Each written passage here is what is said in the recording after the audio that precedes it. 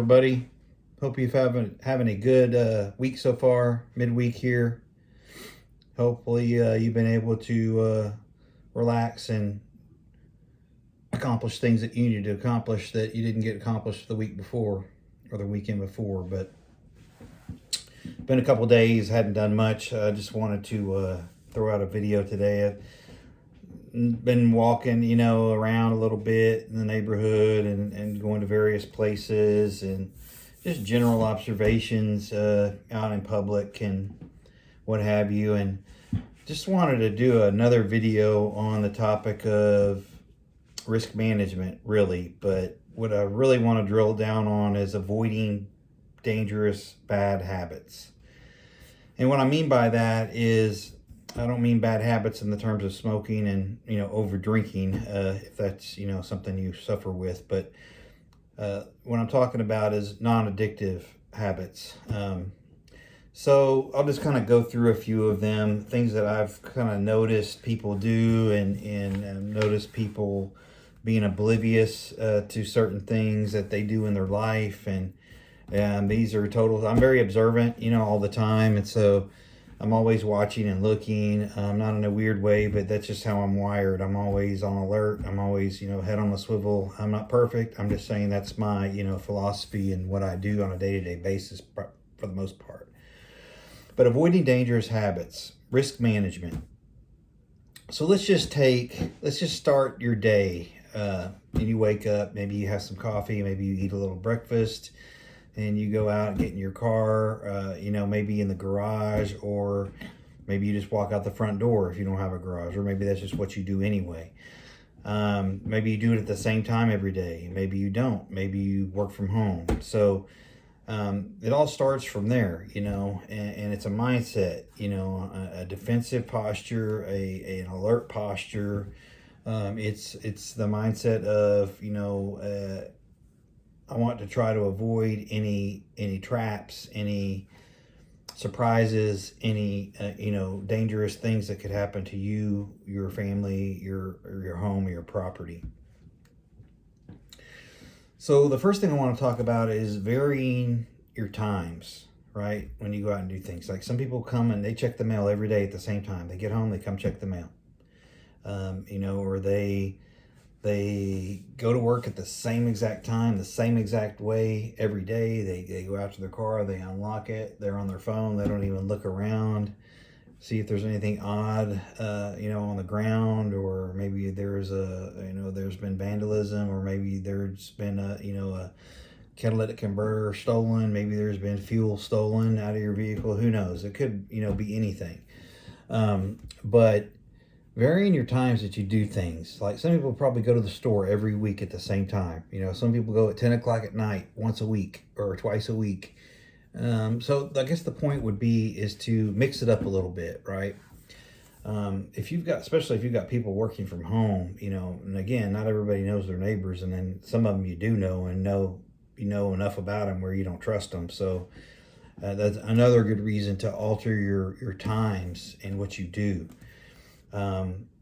Varying your routes, don't go to the same places the same way every time. Now, if you live down a dirt road or a rock road where there's only one way in, one way out, well, you're going to have to be stuck with that. But there are other ways that you can probably get to where you're going that aren't too far out of the way once you get off that little country road, so I think varying your routes is important. I think maybe you go and you go back home the different way. Maybe you take one way in, you go a different way out.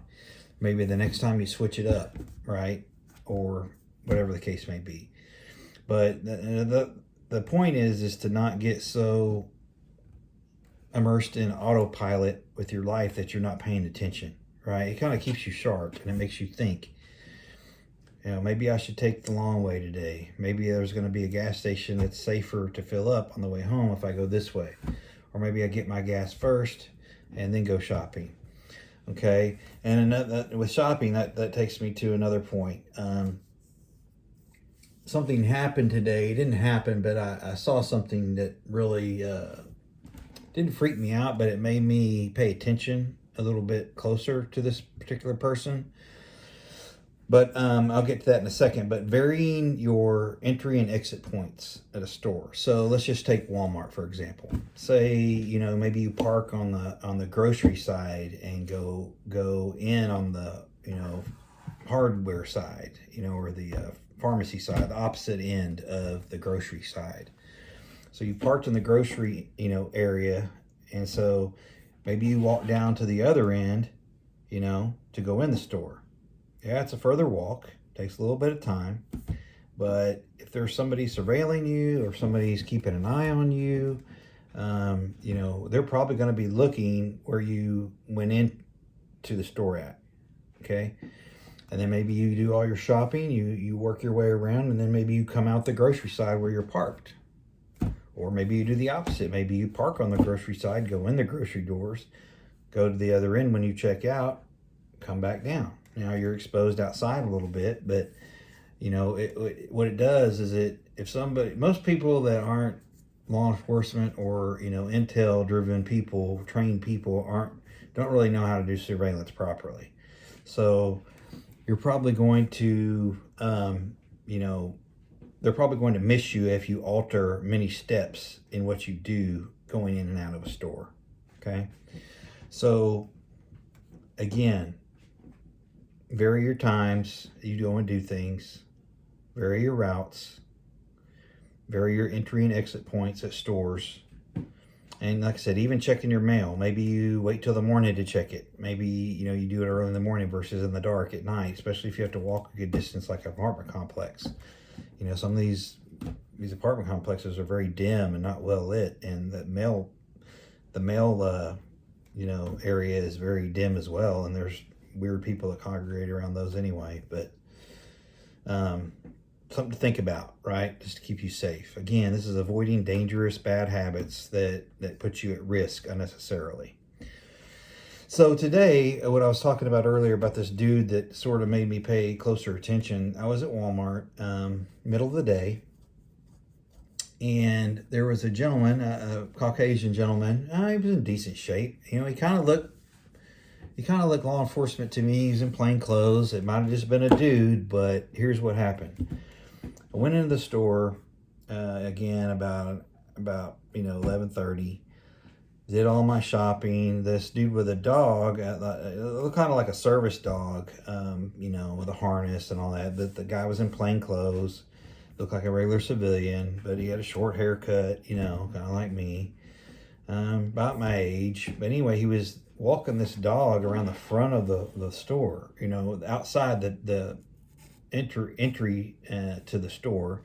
But he was like on the grocery end, just like walking him up against the building. Like, it was kind of odd to me. It's a weird place to walk a dog. It's all concrete. But anyway, that was when I went in. Well, I decided that I parked in the automotive section, which is on the total opposite end. Okay, and I'd gone in the automotive section, which is on the side of the building, did all my shopping and everything, and then I came out the grocery doors, and he was there again.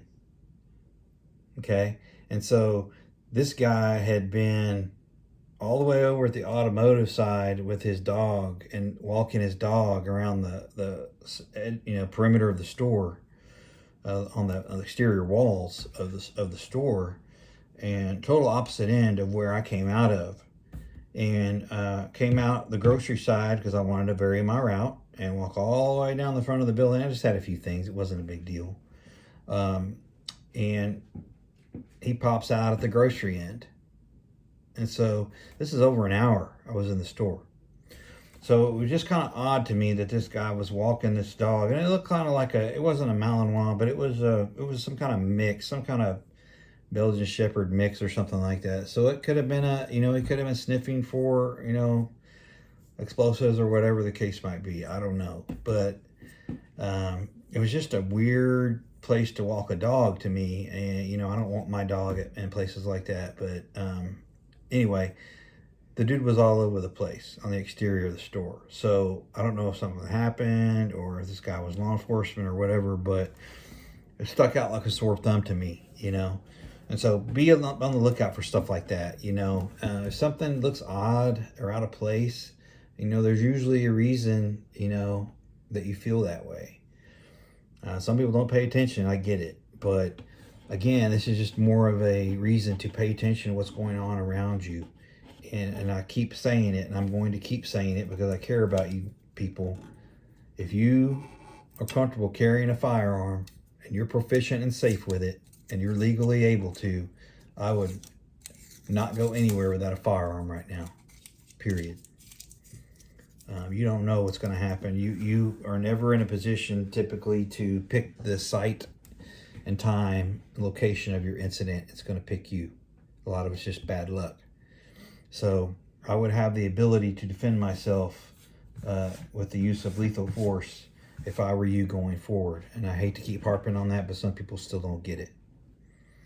So anyway, I wish everybody a great end to their week and a good weekend coming up. I hope everybody is staying safe and is able to get the things they need to get, because I don't think this is going to improve anytime soon, like many others. So with that, keep prepping, stack it deep, and long live the Republic.